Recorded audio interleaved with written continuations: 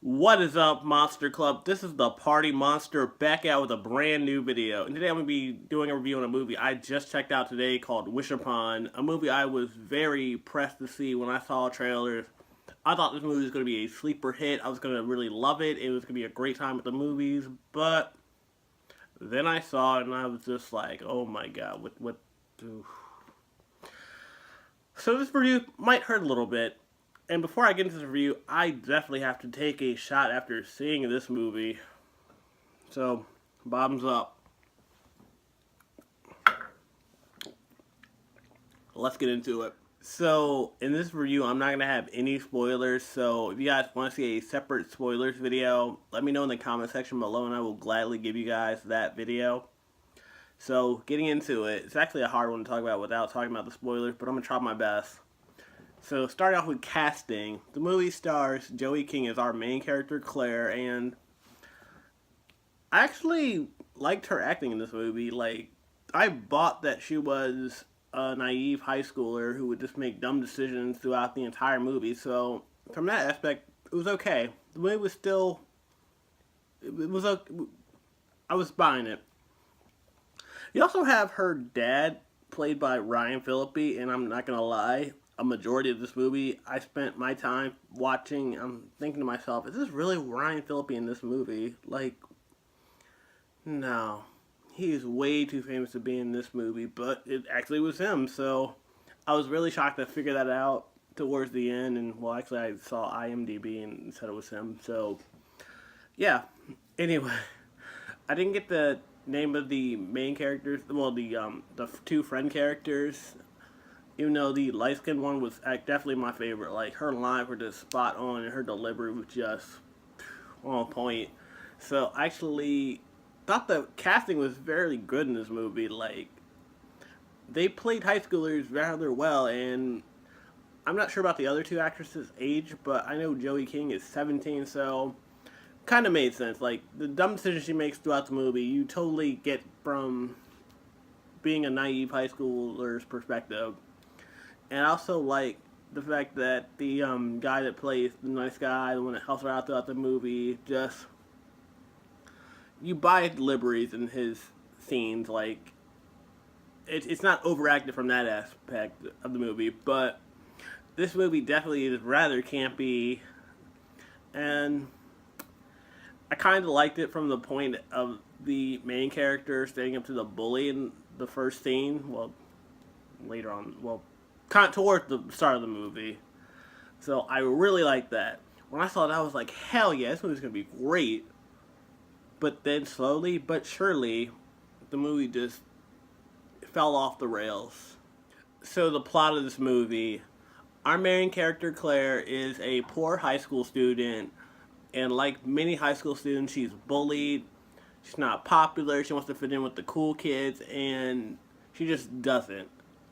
So, her dad, who is a dumpster diver, comes upon this magical Chinese box that he's not sure what it does, but he thinks it's a pretty cool item. Actually, he's a hoarder, so that's kind of his thing, collecting weird things and trying to put it to use. Gives his daughter this weird Chinese box, and that's when shit just hits the fan. It lets her know that she has 7 wishes, and basically, if you guys are familiar with the book The Monkey's Paw, it's kind of like a updated version of that short story, which it's kind of crazy because I read that book as a kid, and it actually came to mind instantly when I was watching the movie. But that being said, she gets this Chinese box, and she gets wishes, but unfortunately, with every wish, something bad happens to someone she loves. And again, I don't want to get into spoilers, but you would think after the first 3 wishes she would kind of get it and stop making wishes, but no. This idiot keeps going and things get predominantly worse. It gets to the point where she just gets so overconsumed by this box that it just takes over her. And whew, that's when this movie just fell off the rail. I mean, I was fine with like the first 3 wishes because I kind of feel like this would have been things that I would have done as a high schooler, like wish for revenge and then money. But the other wishes is just kind of, And you actually find out more details about this box and the whole origin behind the box, and you would think, okay, well, now she has all the information she needs, she's probably going to stop. No. This idiot, again, keeps going. So, that's when the movie started, but surely to lose me. So the thing I loved about this movie, I liked the whole supernatural aspect of the movie. Because I kind of get tired of like these same old killer in the woods, hunt down stupid scenes. So that was kind of like a refreshing take on the horror genre. But I don't know, it's just kind of like one of those movies where when it's really good, it's great. Like that scene where you know someone's gonna die, but you're not quite sure who's gonna get it. That's brilliant. That's a really good scene. But it's not enough of it in this movie to like carry to make it a good movie. But I am very optimistic if they do decide to do a sequel on this one, which they probably could, especially with the end credit scene being the way it was. Like, you know they're probably going to do another one.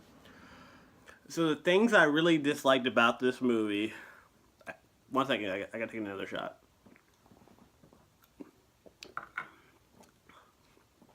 I'm good. These one second. And now I'm good. These death scenes are just so drawn out. This movie wants to be so much like Final Destination. It's crazy. Like, that death scene with her neighbor is so Final Destination 1, Mrs. Luton, that it's just unbearable. The thing that works with Final Destination is it builds up tension. You don't know how the death is coming. You know it's coming. It just hits you, though. You're surprised. This movie, however, builds this burn so slowly, and there's no payoff. So that's the one thing that I could not stand about this movie. Granted, I like the death scenes. It just could have just been more visceral, and I would have loved this movie. Granted, I get it's a PG-13 movie, so you can only go but so far in these scenes, but still, that's one of the biggest handicaps this movie has throughout the entire movie. And another thing that I think that really hurt this movie is the fact that it's in the middle of summer. When you have great movies like Planet of the Apes, Spider-Man, and Wonder Woman that are just kicking ass in the box office. Granted, if you put this movie at the start of the year, it would have been equally as screwed because Get Out, Logan, Split, and John Wick 2 also came out that year, this year. So it would have been damned regardless. So unfortunately, that's kind of one of the sad things about this movie. It had so much competition that it was kind of in a lose-lose situation. I know, super random, but for whatever reason, Jeremy O'Connell was in this movie. Like, he was there. Like, it was like a 2-minute scene, but still, like, what is he doing in this movie? So one of my biggest gripes with this entire movie is the fact that a lot of the bad thing that happens to our main characters and other characters as well is actually just based on the main character's stupidity. Blatantly, at one point in this movie, she is told to stop making wishes. Bad things will happen. And what does she do? Keep making wishes. Literally, that's the biggest trope I have in horror movies. I get it has to have a plot, it has to go somewhere, but when you're told verbatim to stop making wishes, and you keep making wishes, you deserve to die. Whether the hands of a Chinese music box or Darwinism, she was bound to go. So, it's hard to even root for her toward the end of the movie because she's just making some of the dumbest life choices that you're just rooting for the box, actually. So as far as final verdict goes, this movie was really hard for me to come up with a rate for because it wasn't a bad movie by any means, but it wasn't a great movie either. It was just kind of in the middle. It was just probably like mediocre at best. I mean, the movie does have a coherent storyline at the end of the day. Like, it makes sense, it sets it up from the start, and it definitely pays off at the end. And I'm glad this movie didn't go with the conventional everyone's happy ending. Like, it definitely gave you a nice little gut punch at the end. So I think that was cool. So I'm going to end up giving this movie a 7 out of 10. Definitely, I think it warrants a watch. Maybe not a buy, but just go check it out in theaters while you can. Like, go check it out on like a matinee or a discounted day. if your guys' area has it, definitely go do that.